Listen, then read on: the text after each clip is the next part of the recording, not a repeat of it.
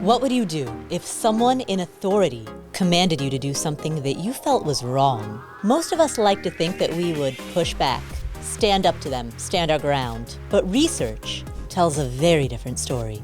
He had a family to look after, a newborn baby, and he discovered some corruption at work. Eventually, he decided to reveal everything that the tobacco company was doing. He ended up getting fired from his job. In fact, when Yale researchers conducted a famous experiment in the 1960s, they found that 65% of people administered what they believed were deadly electric shocks to another human being. The punishment was electric shocks that the teacher had to inflict if the learner got something wrong. Just because someone in a lab coat told them to. Today's guest has spent over 15 years studying why people comply with authority, even when every fiber of their being is screaming they shouldn't. When it comes to our money, the tendency to comply with authority figures, from financial advisors to car salespeople, to insurance salespeople, to real estate agents, that tendency to acquiesce can cost us dearly. Welcome to the Afford Anything podcast, the show that understands you can afford anything, but not everything. Every time that you comply with a yes, you are saying no to other opportunities. I'm your host, Paula Pant. I trained in economic reporting at Columbia, and I help you understand money so you can get rich. Today's guest, Dr. Sunita Sah, began her career as a physician with the UK's National Health Service. While she was a young doctor, she had a conversation with a financial advisor that changed her life because she felt pressured to comply with that financial advisor's recommendations even after learning that he had a conflict of interest. Why? She has spent the last 15 years of her career as a tenured professor at Cornell University, researching the answer to that question. Today, Dr. Sah is a tenured professor at Cornell University, where she does groundbreaking research trying to find the answer to that question. And in this conversation, Dr. Sah breaks down the science of defiance.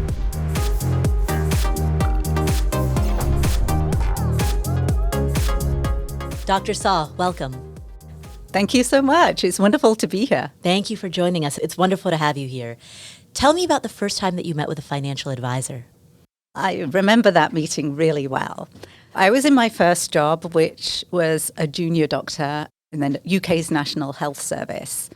And I was working really long hours, what we call a 1 in 2, working from 8 o'clock in the morning, right through the night, the whole of that day, the night, and the whole of the next day till 5 p.m. Then going home, getting some sleep for one night, and then repeating the whole thing. This is the first role after graduating from medical school. We don't get paid very much, yet we're working so many hours in the day. And I was absolutely exhausted, as you can imagine. I didn't go out or do anything. And I received an email at work to meet with a financial advisor for free. And since I wasn't doing anything else other than working and sleeping, I thought, why not? I'll go along and meet this financial advisor. So I agreed to this meeting. And when the meeting happened, I was sort of sent to this room that I didn't even know existed in the hospital because it was really fancy. Well, as fancy as you can get in the UK's National Health Service, it actually had a sofa. It had carpet on the floor rather than the stone cold floor that we had in the wards. And it had a plush blue carpet, really comfortable. And I just sank down in the chair and I was like, this is so wonderful. And then Dan, the financial advisor, when he arrived, he was tall, handsome, big smile, and looked really sharply dressed, kind of the opposite to how I was feeling. And he greeted me with this big smile and shook my hand. And we sat down and he asked me many questions, mostly about my finances. And we spoke for about an hour, which seemed like a really long time to discuss my extremely limited disposable income at the time. And at the end of that whole hour, he'd built up this great rapport with me. And he then recommended that I invest in a couple of funds and that he would write a report for me on my finances and deliver it within a week. this all sounded amazing to me. So since I was tired, I blurted out, "What's in it for you?" I couldn't understand why he was doing all of this. It's a very direct question. It was. It's not like me at all. And he said, "Well, there's no such thing as a free lunch." And I remember feeling a little bit surprised. I think my eyes widened a little bit because as a junior doctor, we're often approached by pharmaceutical reps to buy free lunches so that they can market their products to us. And I had many of these free lunches. But he said, "There's no such thing as a free lunch, and I will receive a commission if you invest in one of the funds that I'm recommending." He disclosed his conflict of interest to me. And that disclosure changed the dynamics of the situation. I felt less trust in his advice, which is arguably the intended purpose of disclosure. So now that I've been alerted to some uncertainty as to the quality of advice, I know he has an ulterior motive. Perhaps we want people to feel less trust in the advice. Perhaps that's the intended idea. But at the same time, I didn't want to signal that distrust to Dan, my financial advisor, that had just spent an hour with me building up this really nice rapport. I didn't want him to know that I didn't trust him anymore. And so I started to feel quite uncomfortable. And I actually felt more pressure than to just sign and say, "Okay, yes, that's fine. I accept your advice. I will invest in these funds," than I did prior to the disclosure. And I felt really uncomfortable. And that meeting and that pressure that I felt has led to some of my research and the studies I've done to really identify what was it I was feeling at that time and what does it actually mean in terms of the decisions that we choose and the choices we make. Interesting. So in that moment when you learned about his conflict of interest, internally you knew it sent up a little bit of a red flag. Hey, there's a conflict of interest here. He was not upfront in disclosing it. He waited for an hour. In fact, he may not have even disclosed it had you not asked such a direct question. Right. And that sent up a red flag, and yet you felt even more pressure to go along with buying these mutual funds. Yes. Why? Yes. Like I did. What's happening under the hood? Yeah, well, there's a couple of psychological processes that I've identified in my research. For example, this doesn't just happen with financial advisors. It happens with a lot of the advice that we receive. And imagine you're a patient and you're going to see your doctor and they recommend that you enter a clinical trial and they disclose the receipt of a referral fee if you enter the trial. Now, before that disclosure happened, as a patient, you might come up with a number of reasons for why you don't want to enter a clinical trial. Oh, I don't like the side effects that you're talking about, or it's just too risky, I don't know which arm of the trial I'll be in, or I'd just rather stick with a standard drug that I've had in the past. But now that the disclosure has become salient, it's more likely to be interpreted that it's because of the disclosure that you are rejecting the advice, and that signals distrust. It insinuates that the doctor or the financial advisor is biased or corrupt, or that you have basically been influenced by their conflict of interest. They're going to be biased to recommend that particular product or the clinical trial because of this conflict of interest.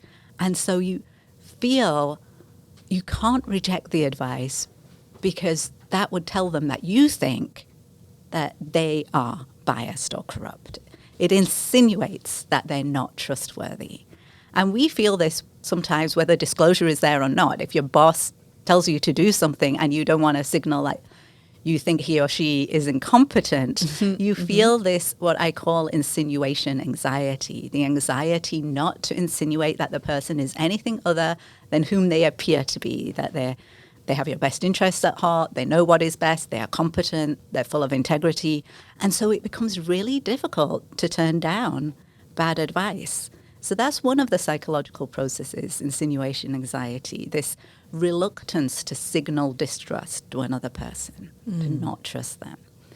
There's one other one as well I can tell you about. Sure. What else is going on? So this effect I call the sales pitch effect, which is the pressure to not appear unhelpful. The first one is the pressure not to appear that you don't trust someone else, that the other person is untrustworthy. Here, this is a pressure to appear helpful to someone else. So I experienced both insinuation anxiety and the sales pitch effect with Dan. So first of all, I did not want to insinuate that he could have been biased by his conflict of interest. So I felt more pressure to go along, just to say, okay, yeah, I trust you. But at the same time, now that he's disclosed that he's going to gain if I do X, sign the funds, rather than not sign the funds, by not doing it, I'm effectively depriving him of his commission. And of course, I should be thinking about my own financial interests at the time, not his. But sometimes when you're tired and you're thinking, it seems almost like you're asking me to do you a favor and I'm going to say no to that. So it adds to the pressure of going along with advice. Both of these psychological processes increase the social pressure to comply with other people.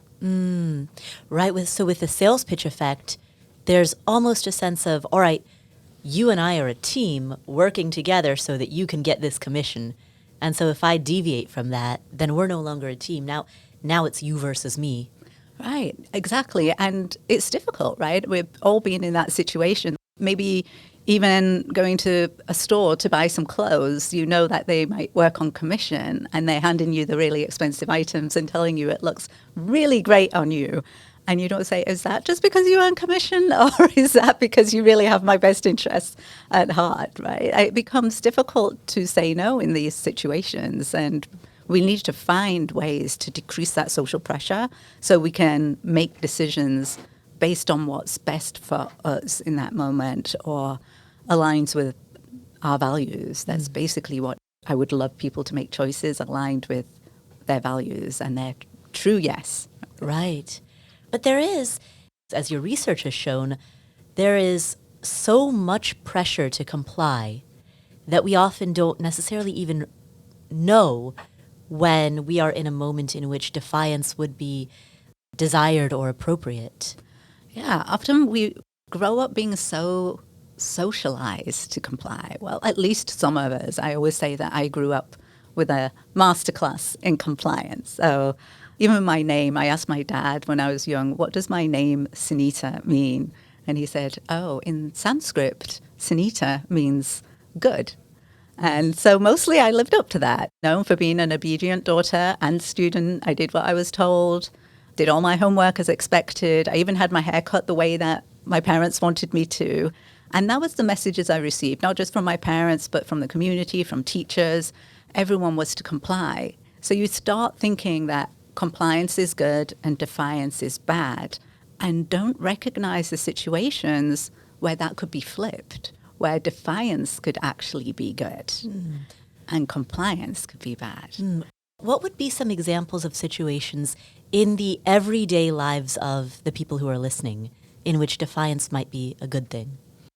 Well, say, for example, your boss asks you to do something that you think is not the right way to go. Mm-hmm. So it could just be another idea that would be better. Better for you, better for the company, better for the boss, better for everyone involved. Or it could be something that they're asking you to take a shortcut. This happens. Do something that's unethical.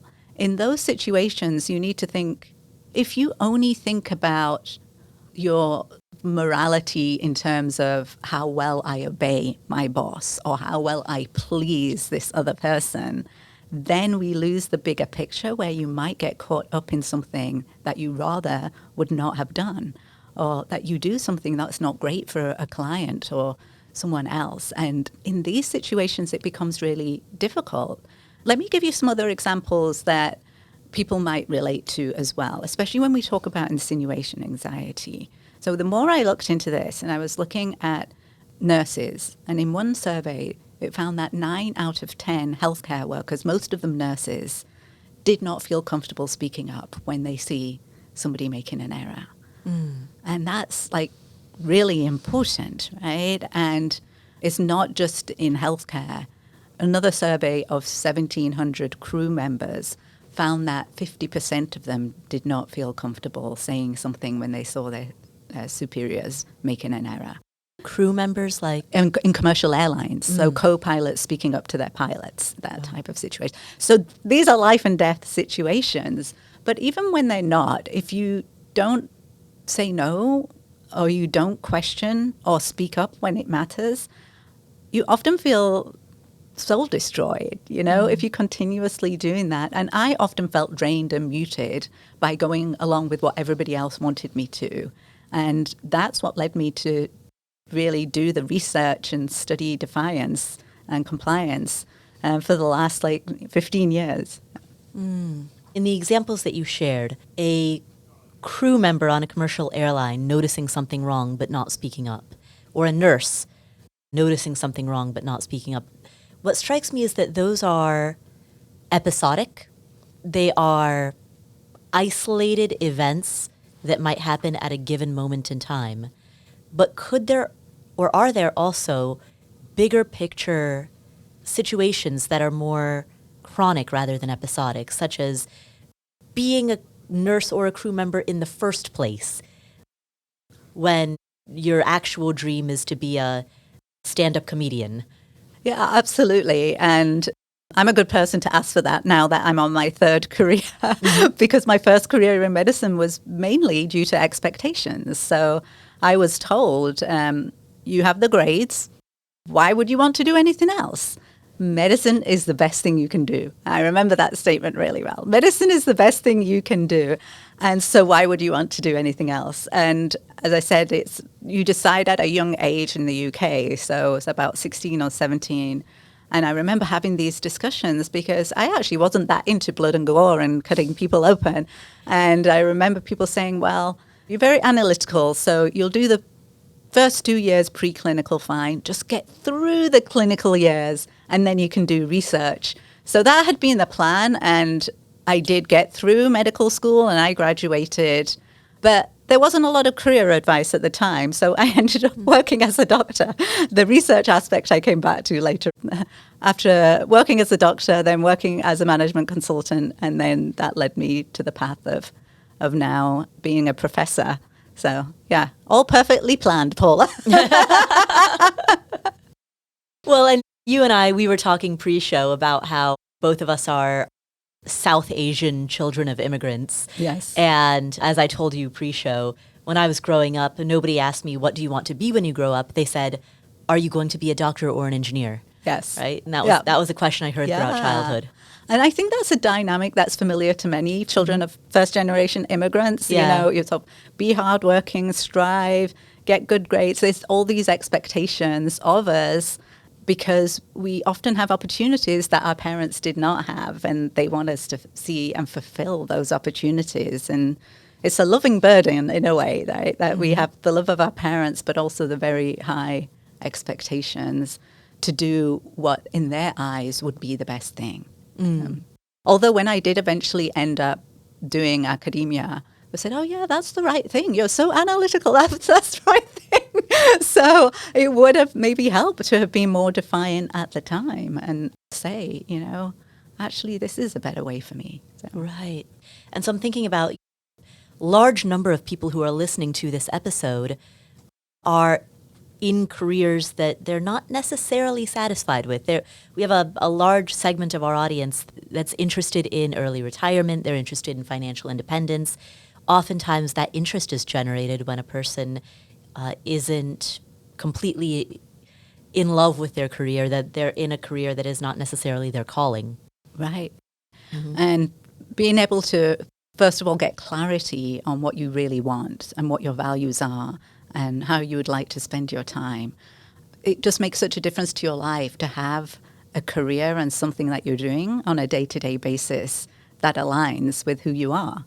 And I certainly can attest to that. And now I have a son thinking about college soon. He's basically found his own passion, which is fantastic because many of us don't really find that till later on in life. So it's great that he's found his own path. Given some thought to that really makes a difference to your life. But I still tell him, in your first jobs and things, the best you can aim for is about a 60% match between what you like and what you don't like. And hopefully over time, we can do more of the things that we like. Right. In the framework of certain things are bigger picture and chronic and other things are momentary and episodic, I want to take this back to that as well because in your story about the financial advisor, so even the segment of this audience who loves their current job and wants to work in their role or in their occupation forever, they'll still encounter the high pressure sales tactics from a financial advisor or from a real estate salesperson or a car salesperson, or what managing your financial life means in those moments being able to not go with the flow, which is a difficult thing to do when you've been trained to go with the flow for your entire life. Let's first establish why we are so trained to go along with that. There was some research by Stanley Milgram in the 1960s at Yale that really established human nature when it comes to compliance and defiance. Can you tell us about this? Yeah, absolutely. I mean, Stanley Milgram's experiments, now almost infamous studies, right? So conducted, first of all, in a basement in Yale, was really, he wanted to study whether the sort of statement that Nazis in World War II were using, that I was just following orders, was actually a psychological reality or not. And so what he did was he advertised, first of all, for participants to come in for a study on memory and learning. And he had people come in and they believed that they were taking part in this experiment on learning or memory, and they were either going to be randomized to be a learner or a teacher. In fact, everyone who came in to do the experiment became a teacher, and the learner was actually an actor. And so they were separated. The learner went into a room where the teacher saw him being strapped into what looked like an electric chair. And this was whether punishment is going to help learning or not. And the punishment was electric shocks that the teacher had to inflict if the learner got something wrong. Now, just to clarify, there was no actual electric shocks being given because it was an actor that was pretending to receive them and had like a script of what to cry out and say. But the teacher was in another room and speaking over audio to the learner and reading out these word pairs. And if the learner made a mistake, they had to start at sort of a harmless 15 volts that they could see on the equipment, and then work themselves up each time a mistake was made up to 450 volts, where it was labeled XXX, dangerous, severe shock, which could be deadly to a human being. And in advance, they had some psychiatrists predict what would people do in this situation if they were told to take part in the experiment and the experimenter who's in the room is telling them to continue. And they said, well, hardly anyone's going to, like maybe 1 in 1,000 will go up to like 450 volts. That was their guess. Yes. And what happened was pretty shocking. Oh, but It was, yes, Milgram was actually shocked by the results because when it came to 150 volts, every single person pressed the lever for 150 volts in the experiment. 300 volts, every single person pressed the lever. And after this moment, that's when nothing else would be heard from the learner. They didn't answer any further questions. They had even said before the experiment began that they had a heart condition. And a whopping 65% of people went all the way to 450 volts. And that was so surprising to Milgram. He wrote a letter about it to the National Science Foundation. He never expected these results, that this would actually happen, that people would be so compliant just because an experimenter was telling them to. Wow. But what's interesting about the outcome of that study, beyond the fact that I was just following orders is in fact human nature, is also the fact that it wasn't a binary, like they weren't going along with a smile. Exactly. So this is what I found the most fascinating when I pored over Milgram's results, is that, first of all, the experimenter had 4 prompts, which were along the lines of statements such as if any of the participants questioned whether they should carry on, He just said, no, you must continue, or please continue. The experiment requires you to continue. And the last prompt was, you have no choice, you must continue. And if they objected 4 times, then the experiment would then stop. So when you look at the actual participants, Milgram also noted this, they were showing signs of stress. So some of them were sort of just squirming in their seats. Some of them were sweating. Some of them were swearing. There was nervous laughter in many of them, which he thought was quite odd. In fact, I've recognized when I feel tension, I sometimes have nervous laughter. So when I saw this, that they were actually protesting in a way, they just didn't know how to get to the final stage of defiance and defy, I recognized myself. These subjects are just like me. They don't want to press the lever for more and more shocks, but they just have an underdeveloped ability to defy. And if we nourish that ability, we can live more in alignment with what we would actually like to do and what we think is the right thing to do. So if they had objected 4 times, that fourth one would be the charm. Right. Yeah. Wow. In that particular experiment. Yeah. Wow. And what's interesting about the framing of they have an underdeveloped ability to defy is the suggestion that defiance, therefore, is a skill that can be trained and can be learned. I absolutely do believe that. I remember my editor asking me, who is it in your life that you see as a role model for defiance? And I went away and I started thinking about it. And I didn't have a single person that I could say, yes, they're always defiant, they always know the right thing to do. But I had particular moments in my life that I remember. Like I remember really vivid episodes of defiance from my mother, from my father, from a friend that really stayed with me. And especially with my mother, if I had thought about compliance and defiance as binary, which I did at the time, I had completely put my mother in the compliant box. She was the homemaker. She did all the cooking, cleaning, laundry. She was subservient to everybody's needs. But the day I saw her being defiant made me realize, wow, that's amazing. Defiance is actually a skill that we can choose to use or not. It's a practice, not a personality. And we can all gain the ability to defy. So we'll talk in a moment about how to develop the skill of defiance. But first, while we're on the subject of Milgram, what else can we learn from his experiment and from subsequent experiments in this arena? So with Milgram's experiments, what I find fascinating is that he conducted various variations on his original experiment. He also had an experiment on all women. I would like to mention that the results were the same, right? It wasn't that women were more compliant or less compliant. In his studies, there were no gender effects. What is also fascinating in some of these variations, there are a few that really stand out for me. One is when the experimenter goes out of the room and gives the orders to the teacher, who's the participant given the shocks. When he gives the orders outside of the room by a telephone, the amount of obedience just drops quite a lot to about 20%, if I'm remembering correctly.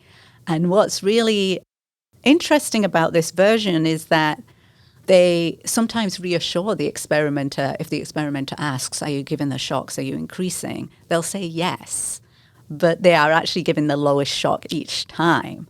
So they are defying the experimenter, but they're not confronting the experimenter. Wow. And I call this quiet defiance. Right. It's the ability to defy without actually saying the word no. And it can really help us in some situations where the costs of defiance might be too great if you were to confront somebody else with it. So they're quietly subverting the project. Exactly. And there you can sort of question, are they really living in alignment with their values, because there's some deception involved in this aspect.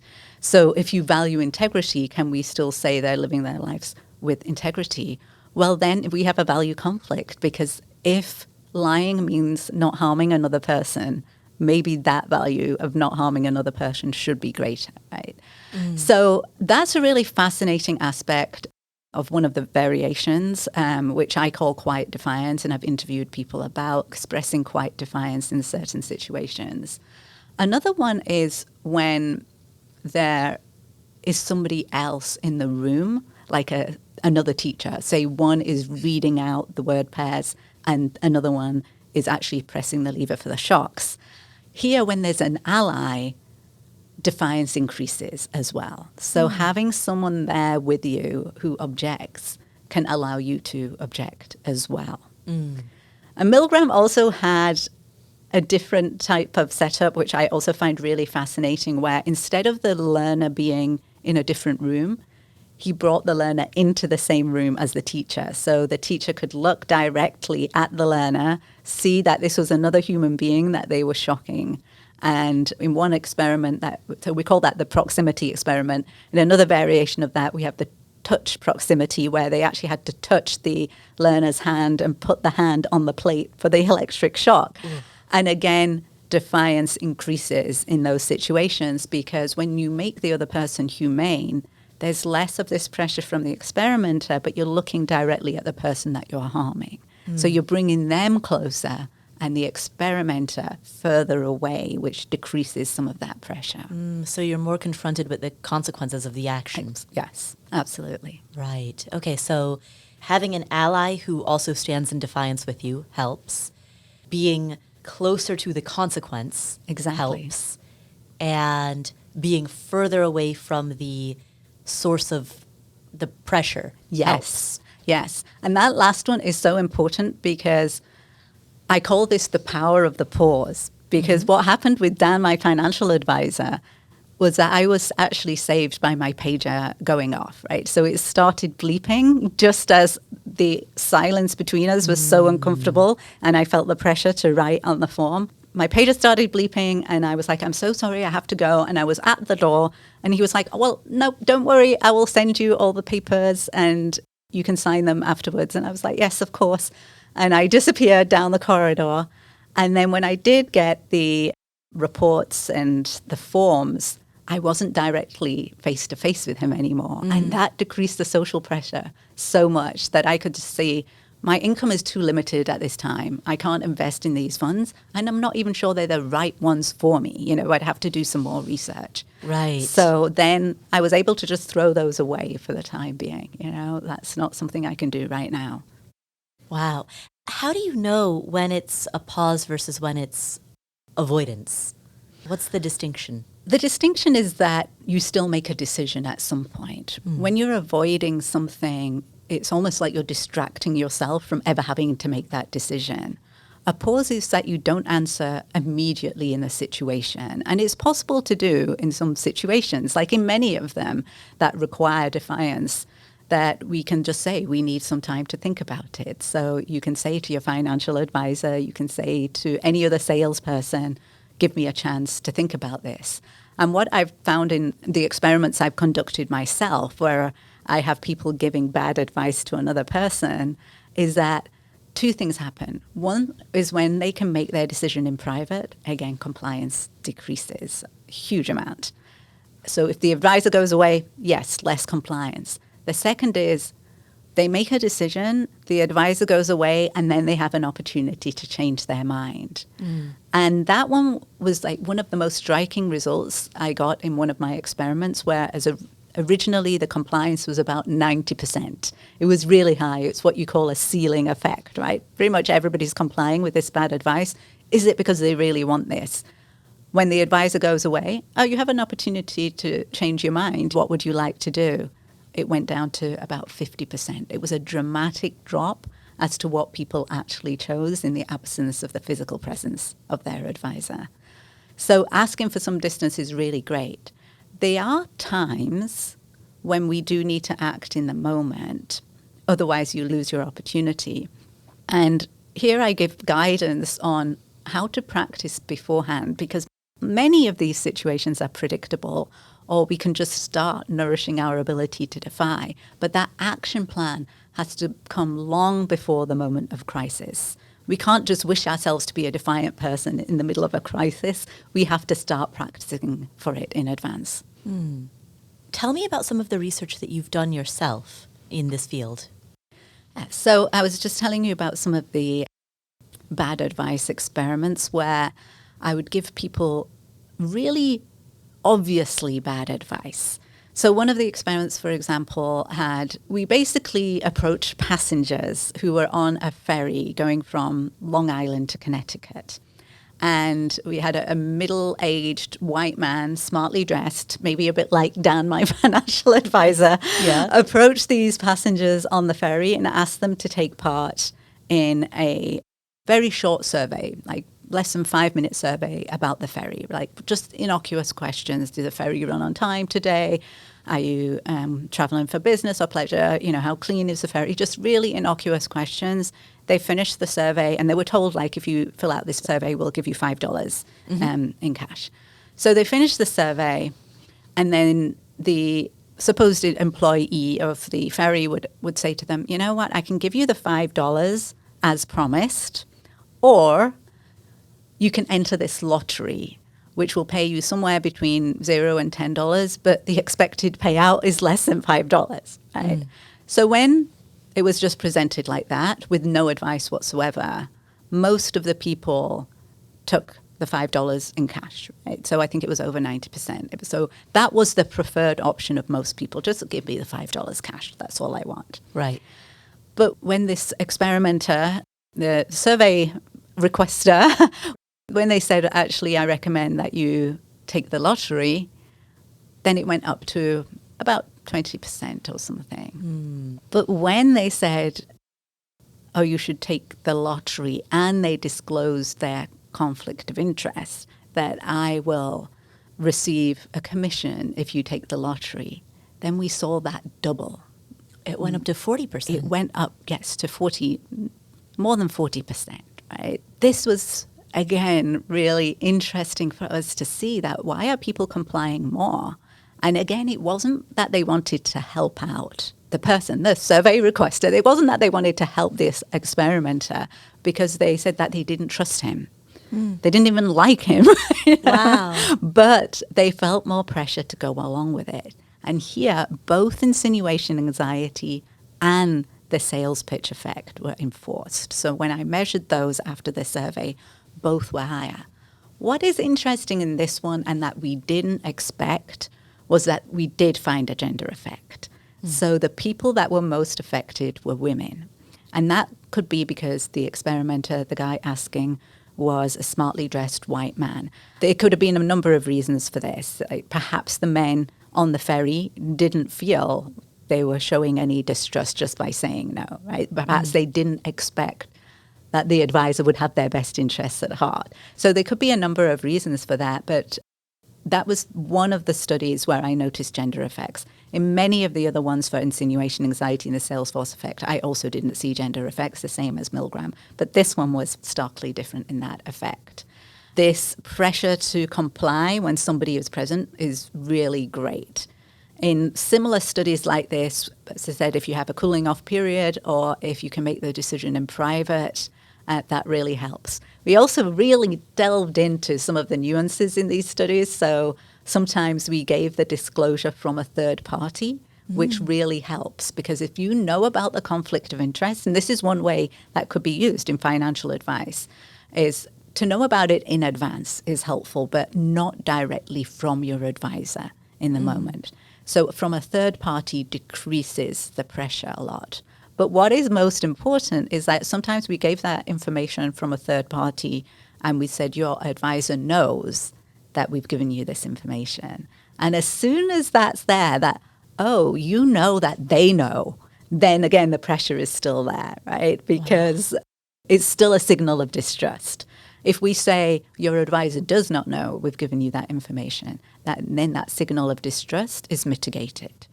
So there's been many variations I've done in terms of looking at how to implement disclosure of conflicts of interest to sort of mitigate this social pressure. I've also looked at nurses speaking up in hospitals. So I've interviewed nurses and nurse managers. And what is fascinating is that when you ask questions to really delve into what are the reasons that prevent you from speaking up when you see an error, what the nurses will say is actually very different from the reasons that nurse managers give for why nurses don't speak up when they see an error. And I call this the voice empathy gap, which is, first of all, nurse managers, if you ask them, why are the nurses on your units not speaking up when they see an error? They will say a couple of things. They don't have the confidence to speak up. That's one thing. So they blame it on the characteristics of the nurses. So they don't have the confidence, or they don't feel responsible enough. They don't think it's their responsibility. So both of those things is really focusing on the character and the personality of the nurses to a certain extent. The nurses say something starkly different. They say it's not safe to speak up. There might be consequences of speaking up. So they're looking at either psychological safety, that they're not going to be penalized for speaking up, or there's not going to be consequences for them speaking up. Or they say, I have spoken up and nothing happens. So there's no positive impact from speaking up. So they're talking more about the environment, whereas the nurse managers are talking about the characteristics of the nurses. And that gap really keeps the status quo, because if they are coming up with different reasons, they're not going to change the environment. So it does become easier and more comfortable for people to speak up. Interesting. Okay, so the nurses are talking about the environmental conditions that either encourage or discourage speaking up. Yes. Their managers, however, make it a referendum on their character. Absolutely. Yes. Why do you refer to that as the voice empathy gap? Where did that nomenclature come from? Yeah. So the empathy gap in general is the fact that we often find it very difficult to predict what somebody else will do or feel like, or their perspective when we're in a different situation from them. So that could be interpersonal, that you cannot imagine, for example, being a junior doctor because you've not been a junior doctor, and how you would react in that situation. Or I cannot imagine being a financial advisor because I've never been in that situation. That's the interpersonal empathy gap. There's also intrapersonal empathy gap, that when we're in one state, we can't predict how we will behave in another state, which is, say, for example, I'm not hungry right now. I might make some healthy food choices. But if I go shopping when I'm hungry, I'm going to make some unhealthy food choices because I'm in a completely different state at that point. And that's really important for for consent, and what I call your true yes, or informed consent, which I take from medicine and apply to our everyday decisions, is that we often predict that we will consent in a situation, or that we will defy, but we actually do something very different when we're in that situation, because we've not experienced it before. So we're very good at predicting consent, but not predicting compliance. What is the difference exactly between consent and compliance? Because informed consent is a big part of medicine. That's right. So compliance is simply going along with something, right? And it's often imposed externally by another person, an authority figure, situation, or an expectation. So we just go along with something, and it can be sometimes pretty passive, the way that we go along with something. Consent is a thoroughly considered authorization of our deeply held values. And in medicine, informed consent consists of 5 elements. And it's sometimes useful to think about this when we're making decisions in other aspects of our lives. So the 5 elements in informed consent in medicine is, first of all, capacity, that you have the mental capacity, you're not under the influence of any drugs, medication, illness, or anything that would really diminish your capacity to make a decision. So that's the first one. That's what doctors must assess in their patients. Do they have the capacity to make a decision? And then you need the knowledge of the situation. Right? You need the information before you can give any informed consent. And not only do you need the knowledge of the information, you need to understand it, which is the third element. You need to thoroughly understand the risks, the benefits, and the alternatives. And then the fourth element is that you need the freedom to say no. Because if you don't have the freedom to say no, you can't really consent to anything. You can comply with someone else, but informed consent, you need that freedom to be able to say no. And if those four elements are all present, and yes, you have the capacity, the knowledge, the understanding, the freedom to say no, then you can have the final authorization, the fifth element, to either give your informed consent or, if you don't want to go along with it, to give your informed refusal. It sounds to me to that fourth element, the freedom to say no. When we talk about defiance versus compliance, we're talking about the perceived psychological barriers around that freedom. Right. And I can hear there are going to be voices that say, well, but there are no logistical barriers. We're not going to throw you in jail, therefore you have the freedom. But this is really a discussion about the psychological barriers. Yes, often it is, right, that we don't feel that we have the freedom to say no in many situations. There are times when you could get thrown in jail, right? So some of my executive students, my MBA students, the African American students in my class will talk about how they must comply with the police, because if they don't, they might not get to go home. So there are situations where it is really not safe to defy. And we have to think about those situations. And in those types of situations, maybe when the costs are too great, for example, another student of mine was telling me about that he just got his job after graduating. He had a family to look after, a newborn baby, and he discovered some corruption at work. Now what does he do? Because he can't lose his job and financial security, the health insurance, everything that comes with it. But what does he do? Does he report his boss or not? And that dilemma is huge. In certain situations where it's not safe, I have a tactic that I call conscious compliance. You have all the five elements for informed consent or informed refusal. You have the capacity, the knowledge, the understanding, the freedom to say no, possibly.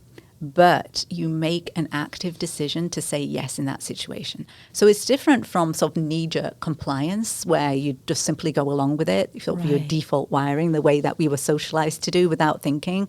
Here you're making an active choice to comply for now.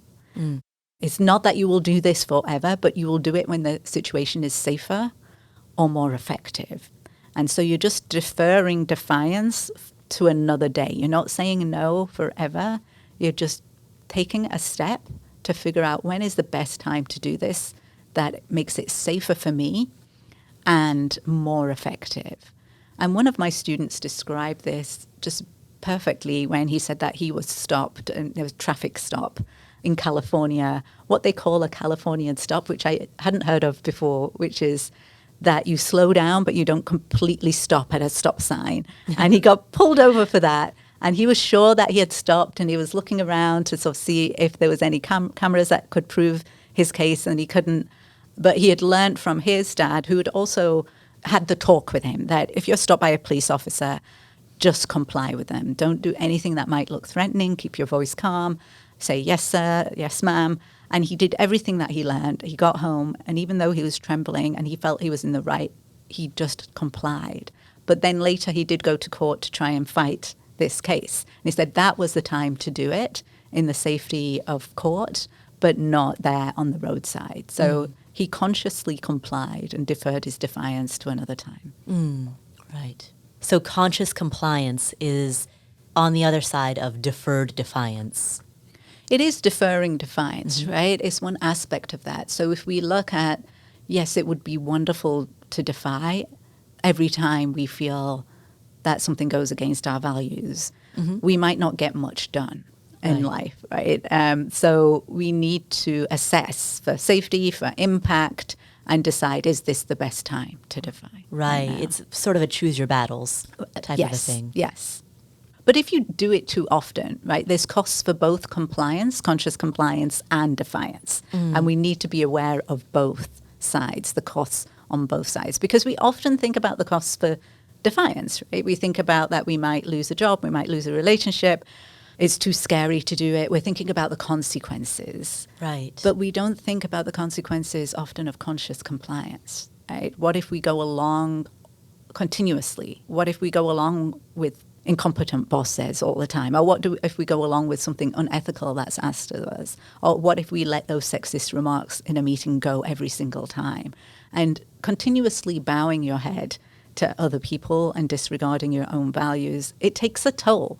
So emotionally, spiritually, and even physically, it can take a toll. So we do need to be aware of implementing conscious compliance for a very long time, because we can do it for a little bit, but sometimes we need to break out of that cycle. But the defiance itself, as you've said, can also take a toll in the consequences. You tell a story, and I'd love it if you could repeat this story in audio format. But you told a story about a gentleman who worked for a cigarette company who had some very extreme consequences as a result of being a whistleblower for the cigarette company. Yes. So that's Dr. Jeffrey Wigand. He's a scientist, and he went to work for a tobacco company, which in itself was like, it took some mental gymnastics to overcome the fact that he was a scientist really fundamentally working for big tobacco. But he thought that he could overcome that. It was a big paycheck. It was great for him and his family. One of his daughters had spina bifida. The health insurance that came with that was amazing. And he could work in the lab and develop a safer cigarette. So that was his plan. And yet, once he got there, they didn't want to make a safer cigarette, because if they did, they would have to admit that cigarettes were not safe in general, and they didn't want to do that. So he basically pivoted, and he started looking at some of the ingredients in cigarettes, and he discovered some of them had carcinogenic properties. In other words, that they caused cancer in mice. And he was concerned about many things. And he went to his boss to basically publicize these results, to say there's some harm from our cigarettes. And he wasn't rewarded, obviously, for doing so. Right. And lots of things started happening. So the minutes from meetings kind of disappeared, and results from labs went overseas, and he grew more and more concerned about this. And ultimately, the more of a fuss that he made, he ended up getting fired from his job. And he was so concerned about this and losing the health insurance, he signed an NDA. That meant that he could not talk about some of the things that he found. But it didn't sit well with him at all. And it took him a long time. But eventually he decided to tell his story on 60 Minutes and reveal everything that the tobacco company was doing. And that was like a major news story, in that for the first time, somebody who worked inside big tobacco was revealing that cigarettes were harmful, and the companies could no longer deny that they were not safe, that there were real health risks that came from this. And that made such a difference. Like, then they had to be warnings on cigarettes. They had to meet lots of major changes.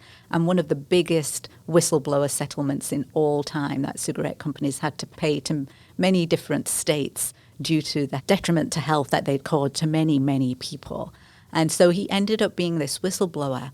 But the costs were not easy. There were many things that went on. The tobacco company went after him. They left a bullet in his mailbox. His marriage disintegrated. They revealed his problems with his anger and some of his high level of drinking. All this was on public display to try and discredit him.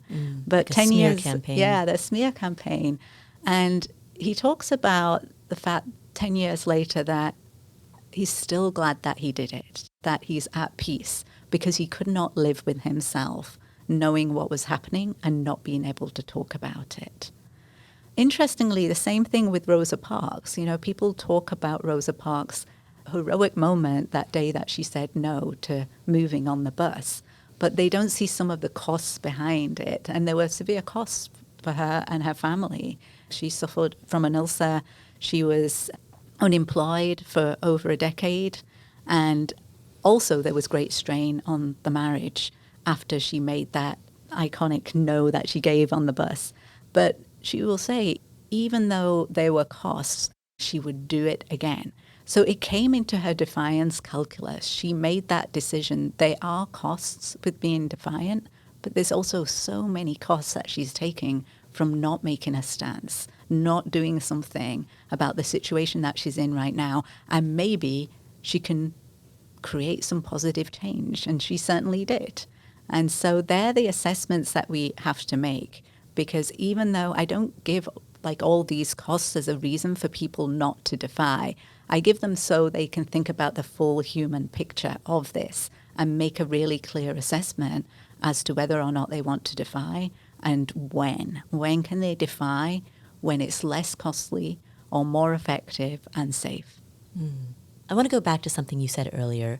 When you were talking about nurses and the reasons that a nurse might not speak up when they see something wrong in the care of a patient, there were a variety of reasons that that might occur. And we talked about environmental reasons as well as referendum on character. But there was one element of it that we didn't discuss that stood out to me, and that is what to do when you're not sure if something that you're seeing is wrong. If you have expert intuition, but at the same time you also doubt your intuition, so you don't want to make a fuss of it if in fact you're also second guessing yourself and maybe it's something but maybe it's nothing. Yeah. So what's interesting about defiance, and I break it down into 5 stages of defiance. You might not go through this in a linear order. You might go back and forth, or you might skip some stages. But it's a really useful framework because what you're talking about there, Paula, is the first stage of defiance, which is some element of tension that when we need to defy, we often feel some tension. And that tension can manifest in different ways for different people. So for some people, it could feel like anxiety, right? For other people, it could be doubt. Did I really see that? Was it really right? Surely they know what they're doing. It could be that type of doubt, the second guessing yourself. Or you could just feel something queasy in your stomach. That's kind of a feeling I often get. You could feel like your throat constricting or a headache or a punch in the stomach. You could feel it in many different ways, and knowing what your own sign is or signal is really important because it's your body's way of telling you that this might be the time where you need to defy. And for many of us, we ignore that first stage. We just say it's not worth our doubt. We sweep it under the rug.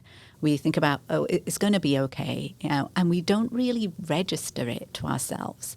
But if we can get to that second stage where we acknowledge that I feel tension, I feel some even resistance to resistance, I don't want to resist, I don't want to defy because it's incredibly hard to do it at times or it's difficult and I don't know how to do it.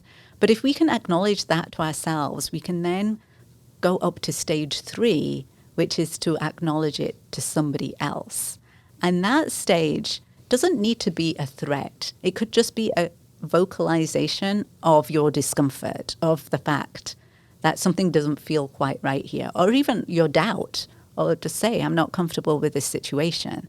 So you don't need to challenge or threaten the other person. You could still be in a submissive position in stage 3. All you're doing is vocalizing it. And what's really interesting about stage 3 is that the research shows that this is actually a very critical stage.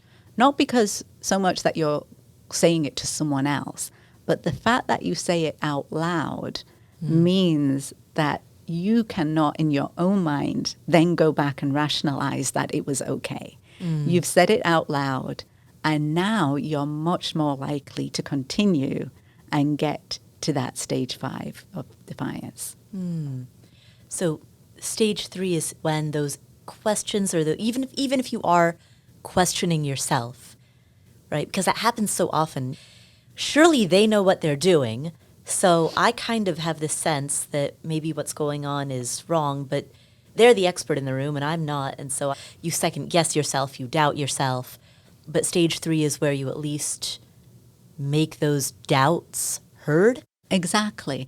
And what's interesting here is often the nurses are experts in certain situations, right? So they've administered medication many, many times before. They could be dealing with a junior doctor like me who's just started on the wards, right? So sometimes when we talk about expert intuition, we're not talking about trust your gut type of thing. We're talking about something somebody has experienced many times over in a stable, predictable environment with immediate feedback. and something that they know that comes to them instantly, that you shouldn't give that large amount of dosage to someone else. It could be a mistake that the physician is making in that moment, and it just requires the nurses to sort of point that out. And so that vocalization is important for many different reasons. And even if you have the knowledge and understanding, people do find it difficult to get to that stage. And then moving up to stage 4 is a little bit about what we spoke about with the Milgram experiments, which is repeating it over. Because I often get to stage 3 and then I'm given an explanation, and then I go back to stage 1, just sitting in my tension and feeling it and saying, okay. And now I recognize that I'm doing that. But if we can sort of hold on to that, say, no, I really am not comfortable, you're going to have to explain more, to the point where it gets to sort of, now it could be a threat. I don't think I can go along with that. I don't think I can comply with that. Then that is, you've got to stage 4. And then stage 5 is your act of defiance. Right. Wait, you said that expert intuition comes in situations in which you've done the same thing in a controlled environment over and over and over, and so you have the expertise, you have the practice to be able to notice when something is askew, even if it's subtle. Right. Right. So in the case of administering a medication, right, you tell the story of the Challenger space shuttle, and that's a case in which experts are involved, but the specific thing that they're doing, which is going to space, is not something that you do every day. Can you talk about that? Yes. So there's a couple of things here. So one is, what is this expert intuition? Because people often say, trust your gut. And I often pause when I hear that, because what does that really mean? Like, your first thought is your best thought? That's not often right, and your gut can tell you things. So certainly if you've been in a situation that made you feel uneasy, perhaps you're in another situation and it makes you feel the same way, it might remind you of something. And sometimes that same feeling could be the same tension that we get when we need to defy. But what we want to distinguish is whether it is just your gut, which could be influenced wholly by biases, right? Your past experience, which could be right or it could be completely inaccurate, or whether it's your expert intuition, which arises when there's 3 main things. One is that it's a predictable, stable environment. For example, with people who play chess grandmasters, they've seen the situation over and over again. It's predictable. They know the patterns. And you get immediate feedback when you do something. So you learn from that, and you've got repeated interactions of it. Many of us don't have that. But the engineers from Morton Thiokol, which was a firm that NASA had hired to make the rocket boosters on their spaceships, they had expert intuition that something was wrong with the O-rings. But that's not even the tension that I'm talking about, whether it be your gut, your expert intuition. I'm talking about the tension that comes, our resistance to resistance, when we want to do something that we think is right. So the engineers, maybe based on their expert intuition, knew that there was a danger in the shuttle launch of the Challenger due to their problems with the O-rings.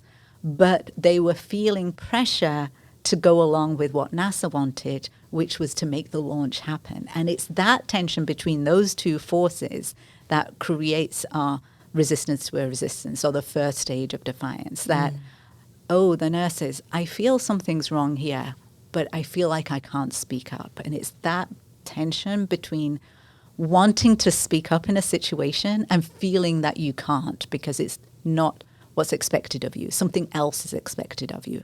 Or somebody makes a sexist remark and you want to say something, but you don't want to insinuate that the other person is sexist, right? That's the tension that I'm talking about, which could stem from expert intuition, but it doesn't necessarily have to stem from expert intuition.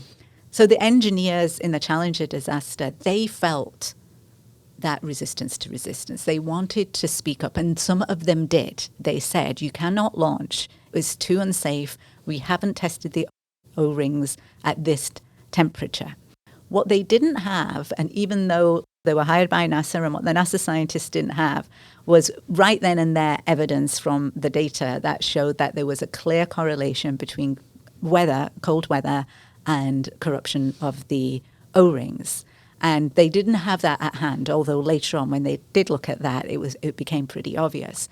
And so when they communicated that they were uncomfortable with this, there was a lot of pushback from NASA to say, we want to launch, right? When are we going to wait? Are we going to wait till spring? What is it that we're going to be doing? And it was very difficult for them to basically defy.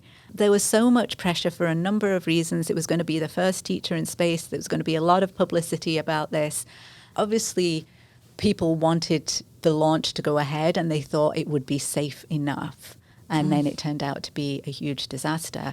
But those engineers, they never regretted speaking up. In fact, they wished that they could have done more to avoid that disaster from happening. Right. And I think that's a perfect example to highlight the environmental challenge of speaking up, saying something, getting pushback, and then becoming quiet when you receive that pushback. Right. There's some statements that were said like, take off your engineer's hat and put on your management hat. It's like, what does that mean? So when there was the big investigation into this disaster, they said it was really the decision-making process that was flawed and the culture at NASA that had to change. Right. About a year ago, we had a NASA astronaut named Mike Massimino as a guest on this podcast, and he talked about the day that the Challenger exploded, which he referred to as the worst day of his life.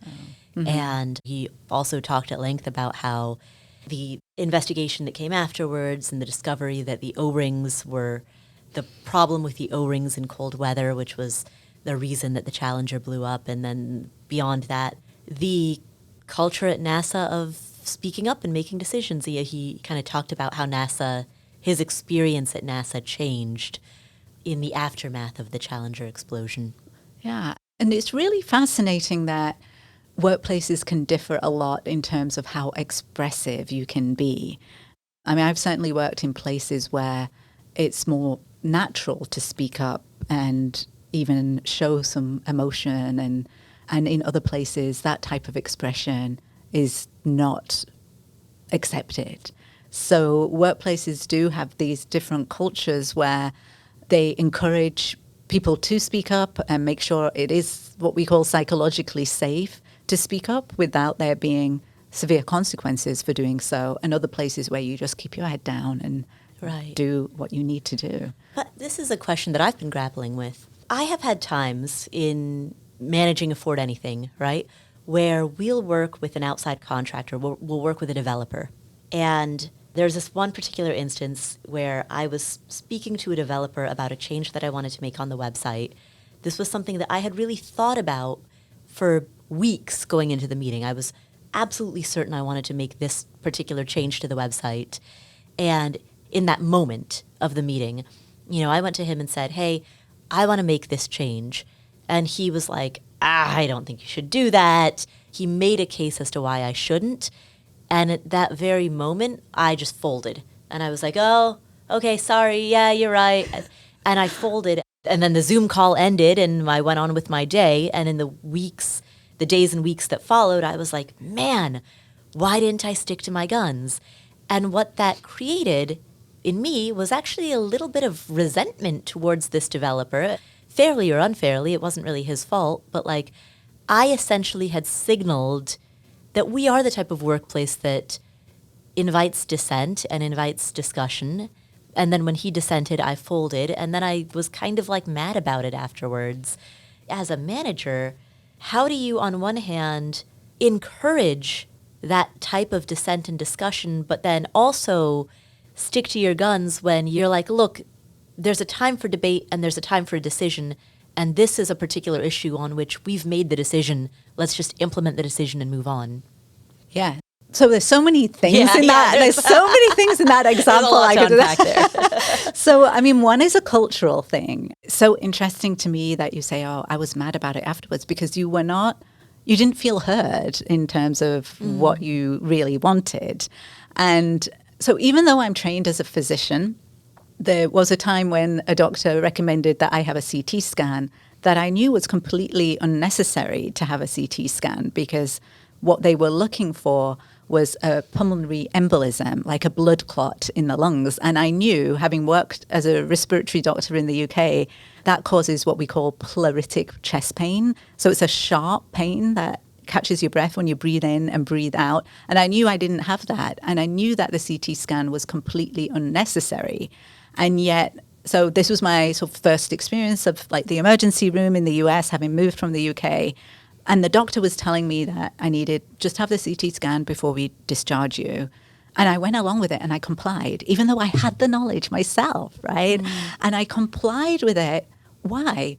Because she told me to. That was the only reason. And then I didn't feel good about it. And I really started thinking about that situation a lot. And there were a number of things for me. First of all, I'd come from the UK, where medicine is practiced differently, that it's not for profit driven as much as it is in the US, right? And so they would not have sent me for a CT scan unless it was absolutely necessary. I didn't know how to handle that situation.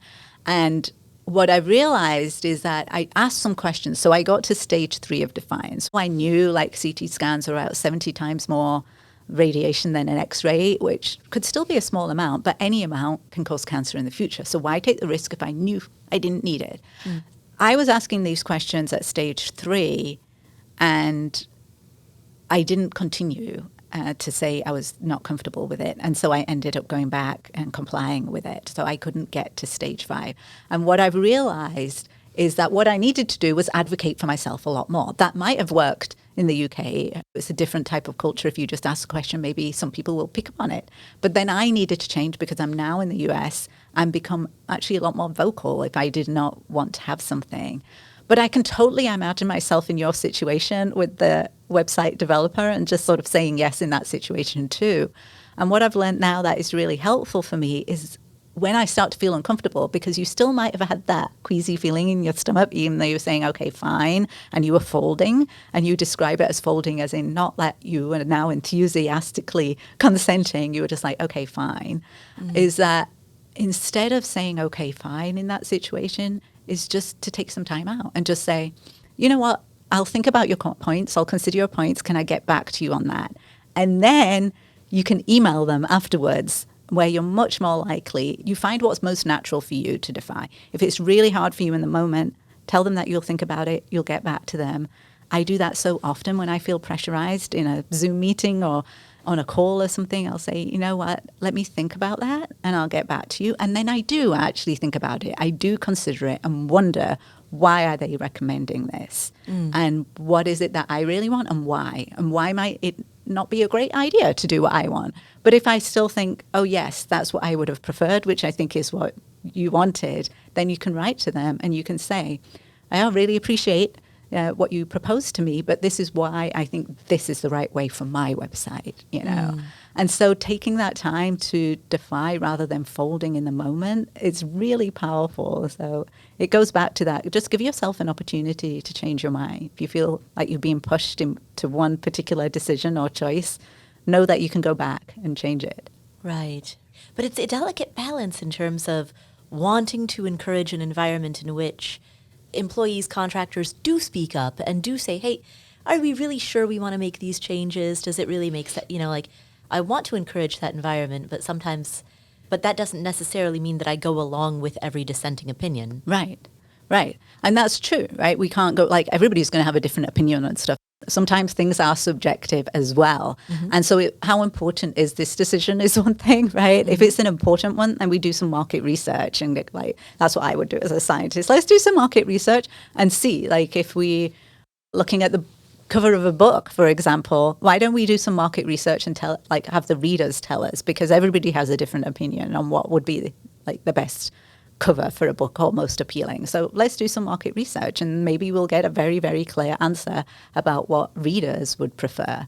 And that's one way to go about it. And then once the decision is made, we've done the research, we've got to go along with what that says.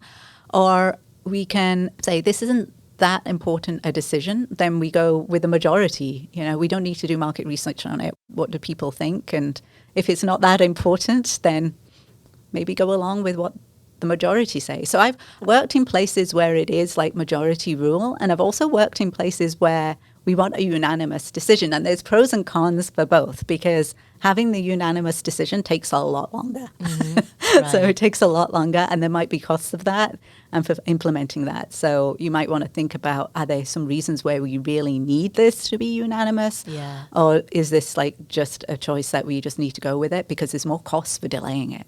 Right. Yeah, and if it has to have a unanimous decision behind it that gives outsized power to the one person who holds out. Right. And sometimes we see that in workplaces, that one voice matters more than others, right? And that's also something to be aware of. Right. I share the story of the website designer, but in example after example, one of the stories that you've told is of a home contractor, right, for people who are doing their, I think it was a kitchen renovations, some very basic type of home remodel where the contractor comes in and suggests something. Yes. And the people who are renovating their home have a different idea, but they have a similar situation to me where in that moment when they hear what their contractor is recommending, they fold and they go along with the contractor's idea, and now that impacts their renovation budget and it impacts their renovation scope. And so there are all of these ways in which that moment needs some practice. That's right. And in your situation, I guess you can go back and fix your website. For them, it was really difficult. So they really wanted the sink in a particular position, and their contractor just said, no, it's better for you over there. And they didn't agree. And so they'd actually planned to both be there the next time the contractor came and tell them where they really wanted the sink to be. And as soon as the contractor started saying, no, I think you should have it there, they both folded, right? And now they shudder every time they see the sink, and it would be far too costly to change it. And so there are situations where we want to think about that and plan in advance, like just asking for some time to think about it and maybe emailing, as I said, afterwards. So we're not caught in the moment having to live with that decision for so long. Right. So what are the things that people should think about as they decide to hone the skill of defiance so that they can practice it both episodically in those moments of their work and their lives, when they're meeting with a financial advisor, when they're meeting with a contractor for their kitchen renovation, as well as chronically? Yeah.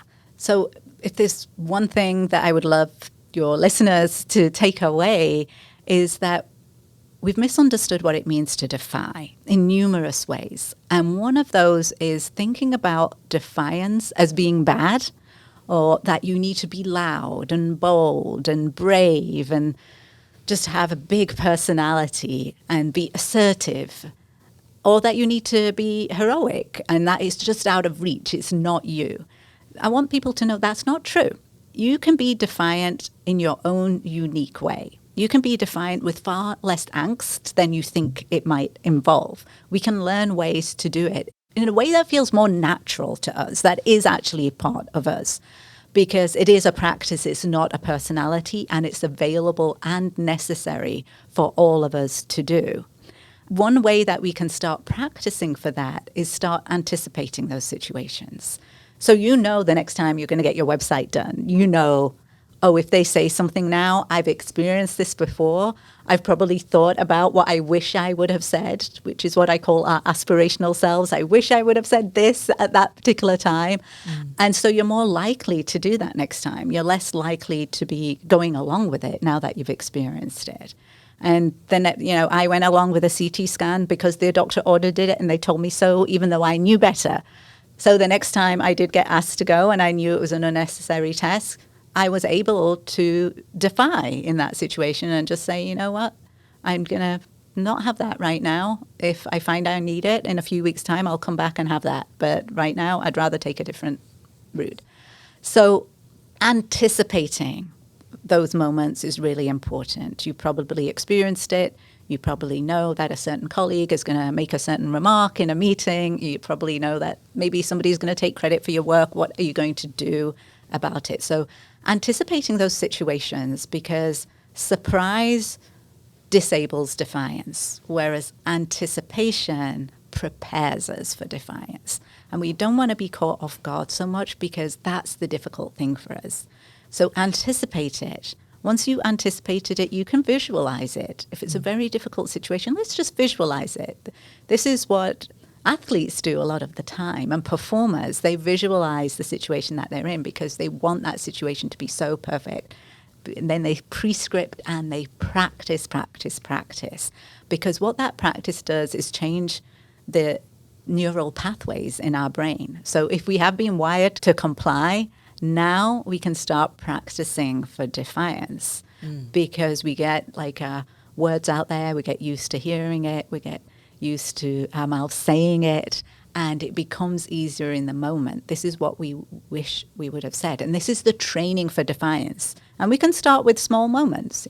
We can start with small, telling people that you don't like the haircut that they've made. We can start with something small and build up to the really important moments.